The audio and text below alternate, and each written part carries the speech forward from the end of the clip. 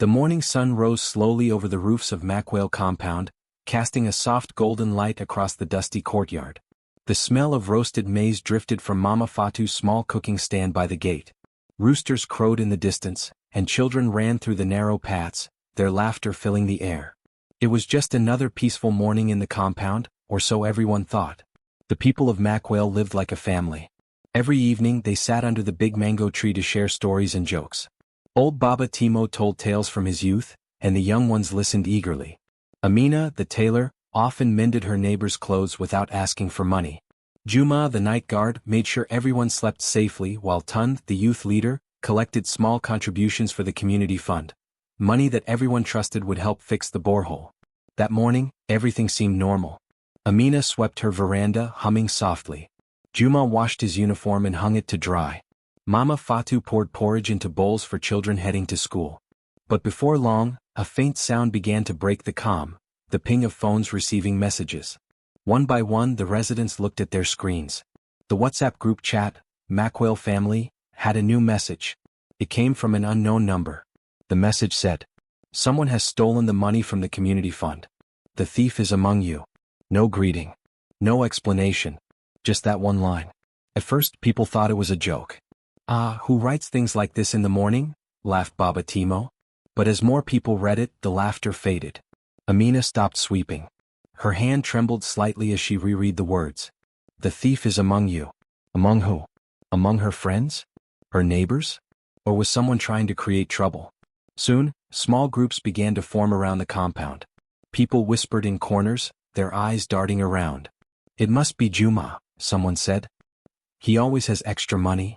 Another replied, "No, maybe it's Tund. He keeps the fund, doesn't he?" Within an hour, the compound that once buzzed with friendly chatter now hummed with suspicion. The cheerful greetings of "good morning" were replaced by cautious nods. Doors stayed half-closed and people spoke in low tones. Tund, unaware of the message at first, walked out with his notebook. "Good people of Mackwell," he said, smiling, "we will meet later today to plan the borehole repair." But no one smiled back. Mama Fatu looked at him sharply. "You should read your WhatsApp, Tund," she said coldly, "before talking about plans." Tund frowned, confused. He checked his phone, and froze. The message stared back at him like an accusation. He swallowed hard. "Who sent this?" he asked. No one answered. The chat was filled with messages now. "Who stole the money? Why are you quiet, Tund? Why is the number hidden? Is it true someone took it?" Tund's hands began to shake. "It's not true," he said aloud, trying to sound calm. "All the money is safe." He opened his small metal box to check. The envelopes were still there, but now he wondered, did anyone believe him? Amina watched from her doorway. She had always trusted Tund, but doubt crept into her heart. Why was the message so certain? Why would someone say such a thing unless they knew something? By afternoon the compound was no longer the same. Children stopped playing together. Neighbors avoided sharing water. The bond that had held them together for years was breaking, thread by thread. Even the old ones began to take sides. Baba Timo told the men sitting under the tree, "This is how evil enters a home, through one careless message." But others disagreed. "Maybe the person who sent it is telling the truth," said Juma. "Maybe someone really took the money." The argument grew, voices rising like the heat of the day. As the sun began to set, Amina sat on her doorstep, phone in hand. She scrolled through the chat again, hoping someone would admit to sending it. But the number remained unknown, just a strange mix of digits with no name or photo. She typed a message, "Please, whoever sent that message, speak openly. We are one family." But there was no reply. Only silence. That night the compound felt different. Normally the air would be filled with laughter, children playing, and the soft sound of radios. But now it was quiet, too quiet. Doors were shut early. The smell of food still hung in the air, but no one came to share meals. Tund sat alone, staring at the sky. He had worked hard to build trust among the neighbors. How could everything fall apart so quickly? He opened the metal box again and counted the envelopes for the 10th time. Nothing was missing. Still, a heavy feeling sat in his chest. He thought about calling a meeting, but he knew the people wouldn't listen. Not now. They were already judging. In another corner of the compound, Nia, the quiet girl who rarely spoke, sat with her phone glowing in her hands. Her heart pounded. She stared at the message she had sent early that morning, the same message that now burned through the compound like wildfire. She hadn't meant for this to happen. She just wanted to scare people into talking about the fund. She never thought it would turn into chaos. Through her window she could hear voices arguing. Someone was shouting, "I swear I didn't take anything."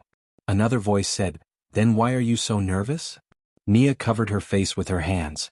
"What have I done?" she whispered. The compound that once felt like family now felt like a battlefield of distrust. Every smile was questioned, every silence misunderstood. Even the children whispered rumors they didn't understand. The next morning Tund went around greeting people as usual, trying to show strength. But few responded. Some turned their backs. Mama Fatu didn't serve him porridge that day. That small message, just one sentence, had done what no thief could do. It had stolen their peace. And somewhere deep inside, Nia knew that if she didn't find the courage to tell the truth soon, the bond that once made Mackwell a family would never return. But for now she said nothing. The secret sat heavy in her heart, like a stone at the bottom of a well. The sun rose again over Mackwell, but its warmth no longer brought comfort.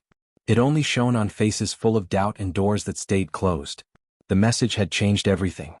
By the next morning the air in Mackwell felt different, heavier somehow, as if the wind itself carried suspicion.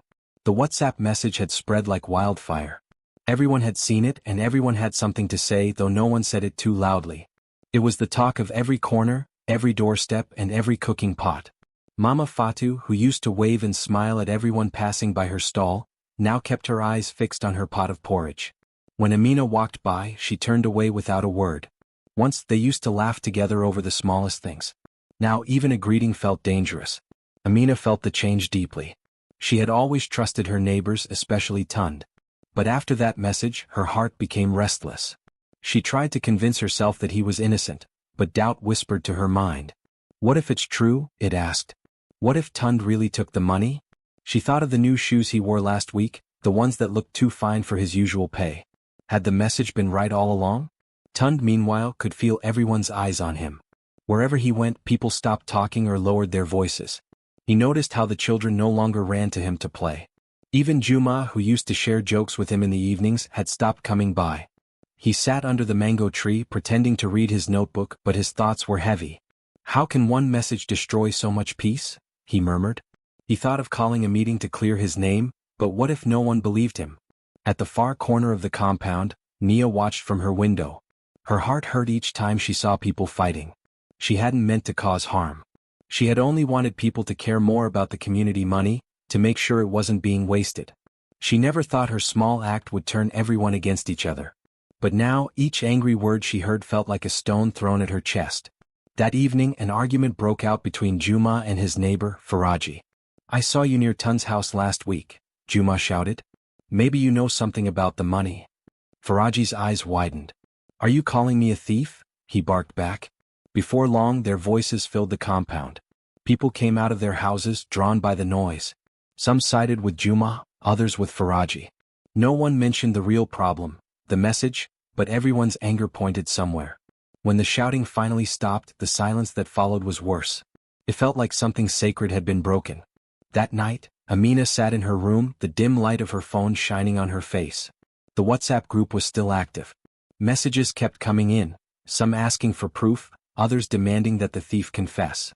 But no one admitted to sending the first message and no one had any evidence. She typed a message slowly. "This is getting too much. We are fighting over words. We should meet and talk peacefully." She hesitated before pressing send. After a few minutes replies started to come. "Talk about what? We all know something is wrong. If Tund is clean, let him show us the money. Whoever sent that first message is the one causing trouble." The last message made Amina pause. She thought of that. Who sent it? What? At that same moment in her small room, Nia was crying silently. She had wanted to delete the message and forget it ever happened, but it was too late. The words had already traveled. Screenshots had been shared to other groups. Even her cousin from the next village messaged her asking, "What's happening in Mackwell?" She didn't reply. She just stared at her phone, the guilt eating at her. Days passed and the situation only grew worse. People no longer gathered under the mango tree in the evenings. The laughter that once filled the compound had vanished. Even the children seemed quieter. Mama Fatu started keeping her food stall closed half the time. "No one buys porridge when their hearts are bitter," she said. The compound began to feel like a place filled with ghosts, ghosts of laughter, trust and friendship that once lived there. One afternoon, Tund decided to visit Baba Timo, the oldest man in the compound. He needed advice. "Baba," he said softly, "everyone thinks I did something I didn't do. I swear the money is safe. But no one believes me."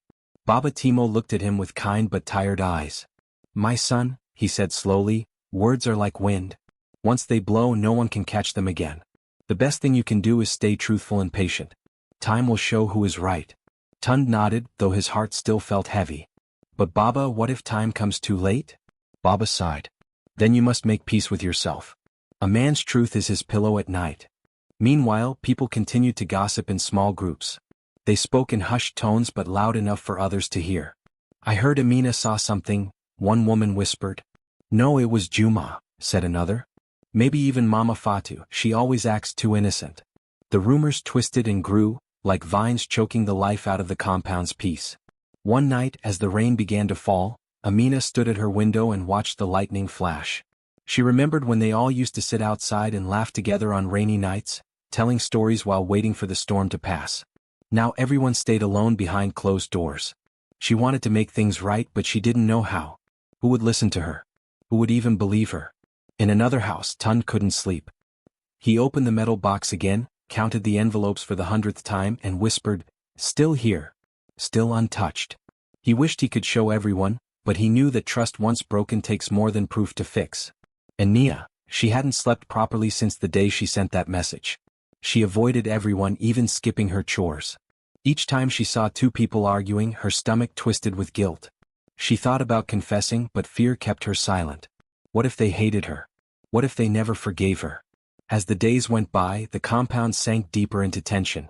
Small arguments became bigger. Friends stopped talking. Neighbors stopped sharing. Even the compound WhatsApp group grew quiet. No greetings, no jokes, just silence. One evening, the village chief, who lived nearby, passed through the compound. He noticed the silence and said, "What has happened to this place? It used to sound like a festival." No one answered. They just looked away. That night, Nia couldn't take it anymore. She sat on her bed, holding her phone. Her finger hovered over the group chat. She typed, "I have something to say."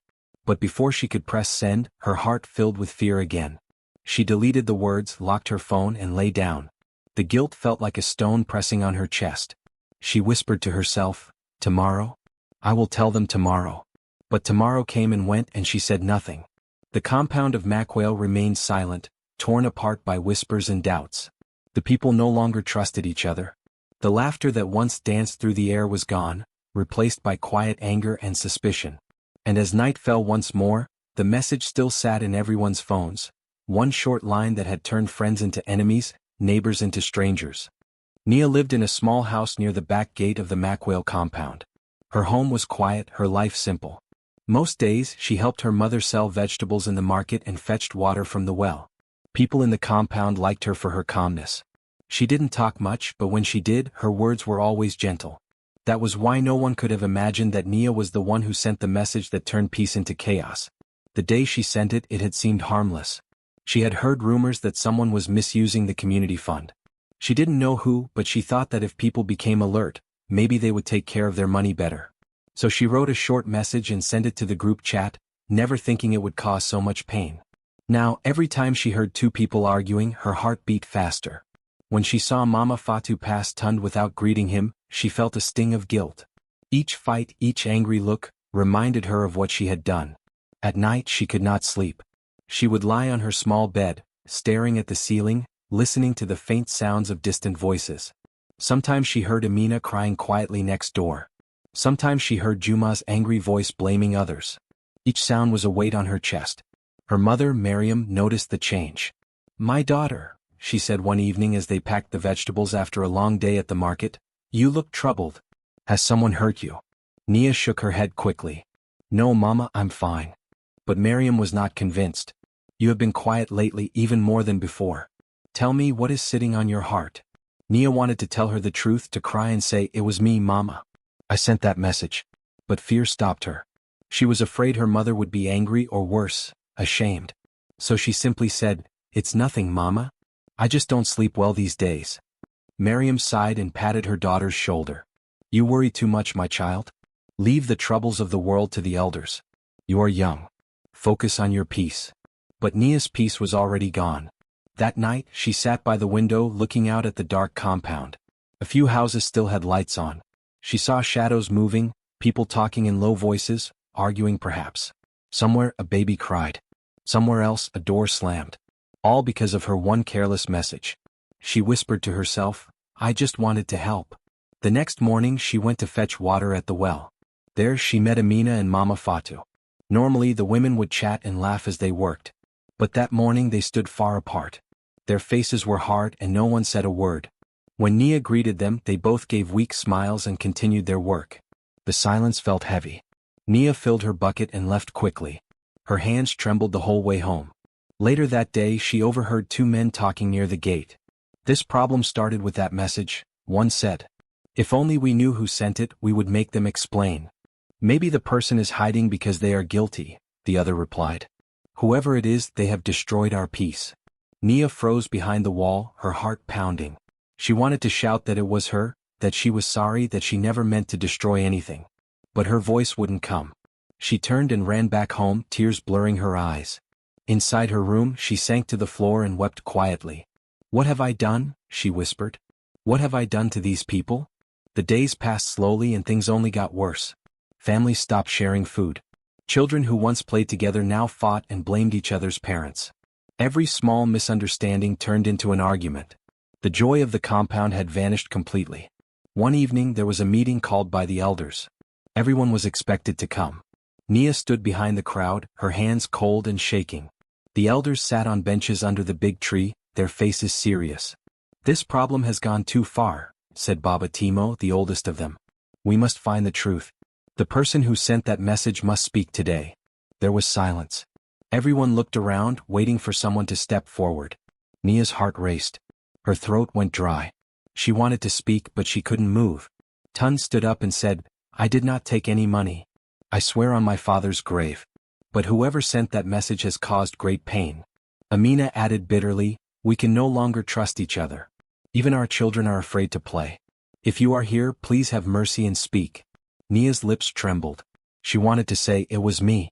But the words stuck in her throat. Fear whispered, they will hate you. They will chase you away. So she stayed silent. The meeting ended without answers. People left still angry and divided. Nia walked home slowly, tears streaming down her face. Her heart ached with guilt and loneliness. That night she prayed. It was the first time in weeks she had prayed with true tears. God, she whispered, I made a mistake. I did not want to hurt anyone. Please show me what to do. Please fix what I broke. As she prayed, she felt a soft wind blow through the window. The night was calm, but her heart was not. She knew what she had to do, she had to confess. But confessing was not easy. She imagined the anger on their faces, the disappointment in her mother's eyes. She imagined being called a liar, a troublemaker, maybe even being chased from the compound. Fear was stronger than her courage. Days turned into weeks. The people grew colder. The laughter that once filled the air was gone for good. One afternoon, while Nia was in the market, she saw two children fighting over a toy. One shouted, You're a thief. The other cried, No, I'm not. The scene broke her heart. She realized the poison of her message had spread even to the smallest hearts. She walked back home slowly, her mind filled with shame. She wanted to run far away from Mackwale, but her feet felt too heavy to move. That evening, as the sun set, she sat by her window again, watching the orange light fade into darkness. She remembered how things used to be, how people would sit outside and laugh, how Mama Fatu's laughter could be heard all the way to the back gate, how Tun played his small drum to make the children dance. And now everything was gone. She whispered softly, If only they knew. If only they knew it was me. But no one knew. And the longer she stayed silent, the harder it became to speak. The guilt lived with her like a shadow that followed her everywhere. Each night she told herself, Tomorrow I will tell them. But each morning she lost her courage again. Still, deep inside she knew the truth would have to come out someday. Because no lie, no matter how small, stays hidden forever. And in her heart, she hoped that when that day came, maybe, just maybe, the people of Mackwale would find it in their hearts to forgive her. The sun was high and hot that afternoon when the elders called the meeting under the big mango tree in the middle of Mackwale compound. Word spread quickly, no one was to be absent. People came from every corner, their faces tight with anger and exhaustion. Even the children followed quietly, sensing something heavy in the air.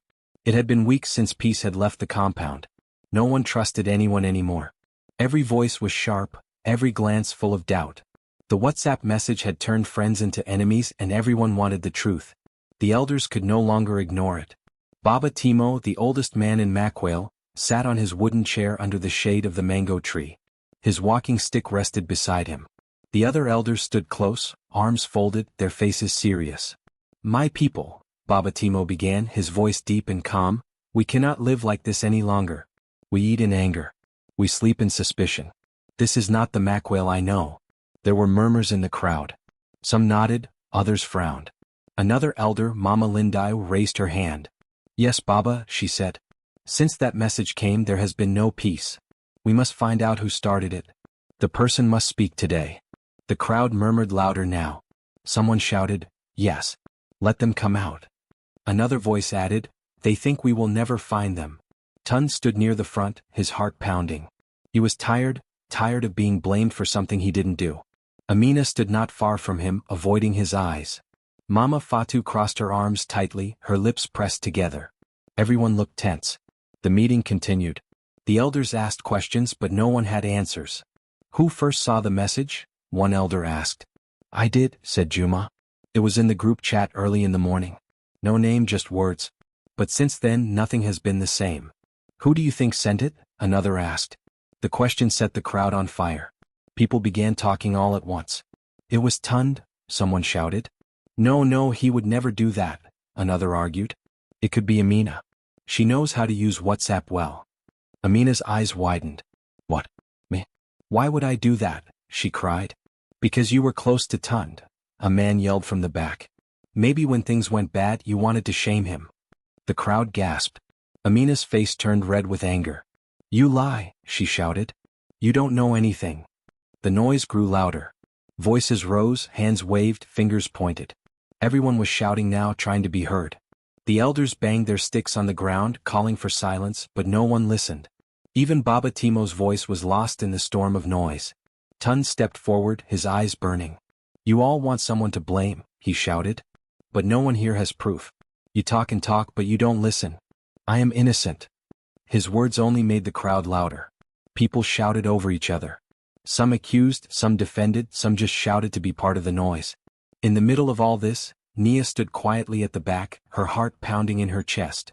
The sound of their anger surrounded her like thunder. Her hands trembled. She could feel her throat closing as tears filled her eyes. This was all her fault. Every shout, every tear, every broken friendship. It all began with her one careless message. She couldn't bear it anymore. Then Mama Lindau's voice cut through the noise. "Enough," she cried, her voice strong. "This shouting will not bring back peace. Whoever sent that message, speak now. Tell the truth before this place destroys itself." The crowd fell silent for a moment. All eyes turned toward the front, then to each other, then around the circle. The silence grew heavy, pressing down on everyone like a thick cloud. Nia's heart beat so fast she thought it would burst. Her knees shook. She looked around, faces she had known all her life, faces now hard and full of anger. She wanted to hide, but something inside her whispered, "It's time." Before she could change her mind, she stepped forward slowly. Her voice trembled as she spoke. "It was me." At first no one heard her. The wind rustled the mango leaves and a baby cried in the distance. Then she spoke again, louder this time. "It was me. I sent the message." The silence that followed was so deep that even the birds seemed to stop singing. All eyes turned to her. Some looked confused, some shocked, others furious. Tun's mouth fell open. Amina blinked as if she couldn't believe what she'd heard. Nia's hands shook, but she kept her eyes on the ground. "I didn't mean to cause trouble," she said softly. "I heard people talking about the money. I was worried, so I sent the message to warn everyone. I thought it would help. I didn't know it would cause all this." Her voice broke. Tears rolled down her cheeks. "I'm sorry. Truly sorry." The silence continued. No one moved. Then whispers began to spread through the crowd. "She," someone muttered. "Nia? The quiet girl from the back gate? She doesn't even talk much. How could she do this?" Tun took a step closer. "You mean, you sent that message?" he asked, his voice calm but heavy. Nia nodded, crying harder now. "Yes. I thought I was helping. I didn't know it would destroy everything. Amina covered her mouth.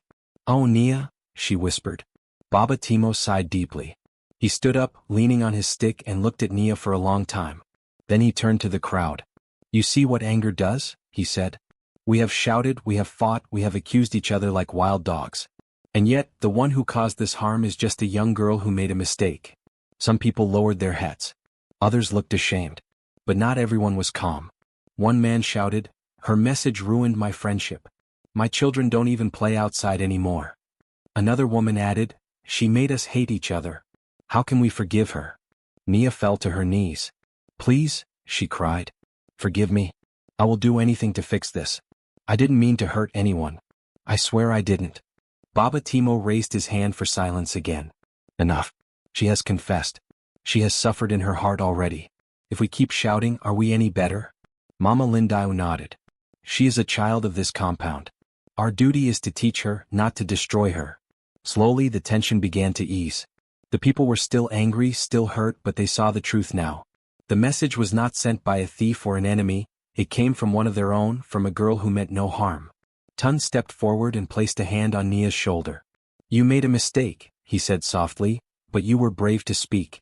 Many would have hidden forever. Amina added, we have all said things that hurt others. You just said yours in a message. The crowd began to calm down. Some people murmured in agreement. Others nodded slowly. Baba Timo lifted his stick. Let this be the end of it, he said firmly. The truth is known. Let forgiveness follow. We will rebuild our peace together. Nia wiped her tears, her heart still heavy but lighter than before. For the first time in weeks, the air in the compound felt a little clearer. The sun began to set behind the trees, casting long golden shadows across the ground. People started to walk away quietly, their faces thoughtful. Some greeted each other for the first time in days. Nia stood alone for a moment, breathing deeply. She had finally spoken. The fear that had haunted her was gone. There was still anger around her, still hurt, but now there was also a small spark of hope. As she walked back to her house, she heard Baba Timo's voice behind her. Truth may break hearts, he said to the crowd, but lies destroy souls. Today, a brave child has taught us that truth, no matter how painful, is the first step toward peace. Nia looked up at the sky, where the first stars were beginning to appear. For the first time in a long while, she smiled through her tears. The days that followed Nia's confession were heavy and quiet. People in the Mackwell compound moved about their lives carefully, avoiding too many words. The air still carried the weight of what had happened, but slowly something began to change. For the first time in weeks, the shouting had stopped. The anger that once filled the evenings was turning into reflection and thought. Nia stayed in her house most of the time. She helped her mother at the market, fetched water, and did her chores silently. When she walked through the compound, some people looked away, while others whispered behind her back. But she did not blame them. She understood. She knew she had hurt them. All she wanted now was to rebuild the trust she had broken. One morning as she passed by Mama Fatu's stall, she stopped. The old woman was stirring a pot of porridge, the smell filling the air. For weeks, Nia had avoided her. She feared Mama Fatu's words the most because the woman had a sharp tongue when angry. But that morning, something in Nia pushed her to speak. Good morning, Mama, she said softly, her voice trembling. Mama Fatu looked up, her eyes studying the young girl for a moment. Then she nodded slowly. Good morning, child. Nia hesitated, then said, I'm sorry for what I did. I didn't mean to hurt you or anyone. For a long time Mama Fatu didn't reply. The only sound was the bubbling porridge. Then finally she sighed. Sit down, Nia. Nia sat quietly on the small bench beside the stall. The old woman stirred the pot again, then said, Words can wound, but truth can heal. You did wrong, but you also told the truth. That is what matters now. Nia looked up, surprised. You forgive me? Mama Fatu gave a small smile. Child, anger is heavy. If I carry it too long, it will break my back. Yes, I forgive you. But forgiveness does not come in one day. You must help us heal again. Tears filled Nia's eyes. I will, Mama. I promise. That evening, as the sun set over Mackwell, the elders called another meeting, not one of anger but of peace. People gathered once more under the big mango tree, though this time the air felt different. The same place that had echoed with shouting now carried quiet hope. Baba Timo stood and looked around the group. We have learned something important, he said slowly. A message, a word, a whisper. These things may look small, but they carry power. Nia made a mistake, but her mistake has taught us all a great lesson. The crowd listened silently. Some faces were still tense, but most were soft now, touched with understanding. Mama Lindai added, "Let us not remember only the harm. Let us also remember the courage it took for her to tell the truth. May we raise our children to speak carefully and truthfully." Tund, who had suffered the most from suspicion, stepped forward. He looked at Nia and said, "I forgive you. I was angry before, but I see now that anger only builds walls. Let us rebuild the friendship we lost." Nia nodded, tears rolling down her cheeks. "Thank you," she whispered. From the crowd, Amina also spoke. "We all said things we didn't mean. This message hurt all of us, but maybe it was also a mirror. It showed us how quickly we believe bad news and forget the good in each other." The elders murmured in agreement. People began to talk softly again, not to argue but to reflect. That night, for the first time in many weeks, the compound felt alive. Children ran around again laughing. The women cooked together, sharing stories as they stirred their pots. The men sat near the gate, talking quietly about the day's work. The peace that had been lost was slowly returning. As the moon rose, Nia sat outside her house watching the stars. Her mother came to sit beside her. "You did a brave thing," Miriam said. Nia smiled weakly. "I was scared, Mama. I thought everyone would hate me." Her mother placed a gentle hand on her shoulder. "They were hurt, yes. But people's hearts are softer than they look. Time will heal the rest. Just remember, think before you speak. A word once spoken cannot be taken back." Nia nodded. "I've learned, Mama. I'll never forget." The next morning, Nia helped Mama Fatu at her stall. People greeted her again, though some still did it carefully with small smiles. Each greeting felt like a gift. Later, Amina came by with a basket of vegetables. "Come," Amina said warmly, "let's cook together today. Like before." Nia's eyes brightened. "Really?" Amina nodded. "Yes. We've cried enough. Let's start again." They cooked together that afternoon, laughing softly as the food simmered. When Tund passed by, he smiled and waved. Nia waved back. It was a small moment, but it meant everything. Days turned into weeks, and the compound began to return to its old self. The laughter came back slowly, like sunlight after a storm. The WhatsApp group, once filled with anger, now carried cheerful messages. Good mornings, small jokes, reminders about community chores. But one thing had changed forever. The people had learned the power of words. The elders began reminding the young ones every evening. When they sat under the mango tree, they would tell the story again. How one message had scattered their peace and how truth had brought them back together. "Think before you send a message," Baba Timo would say. "A single careless word can scatter a whole home. But an honest heart can rebuild it again." Even the children began to understand. Whenever someone spoke harshly, another would quickly say, "Remember the message." And they would all laugh. Nia became a symbol of both warning and forgiveness. People respected her honesty. Sometimes she helped Baba Timo teach the young ones about truth and kindness. She spoke softly but with wisdom beyond her years. "I made a mistake once," she would tell them. "But mistakes can teach us if we listen. Always choose your words with care because they can build or break hearts." The children listened carefully. They admired her courage, for few people could admit when they were wrong. Months later, when the rains came, the compound was full of life again. The ground was fresh, the air cool, and the people warm. One evening, as thunder rolled in the distance, everyone gathered under the big mango tree once more. They shared food, sang songs, and laughed together. Tund brought his small drum and played a soft rhythm. Amina danced, and even Mama Fatu clapped her hands and smiled. Nia sat among them, feeling peace at last. The sound of laughter filled the air again, the same laughter that had once vanished because of her mistake. She looked around and whispered to herself, "They forgave me. They really forgave me." Her mother, sitting beside her, smiled and said, "Yes, my child, because you were honest, and honesty is the seed that grows into trust." That night, as the rain began to fall softly, Nia closed her eyes and listened to the sound. It was like the earth washing away the last traces of anger, leaving only peace behind. From that day on, the story of Nia and the WhatsApp message became a lesson passed down in Makwale. Whenever someone acted in anger or spoke without thinking, the elders would simply say, "Remember, Nia, words can break, but they can also heal." And so, the compound lived again in harmony, wiser than before. The people had learned that the tongue, though small, holds great power, and that forgiveness, though slow, brings peace deeper than words.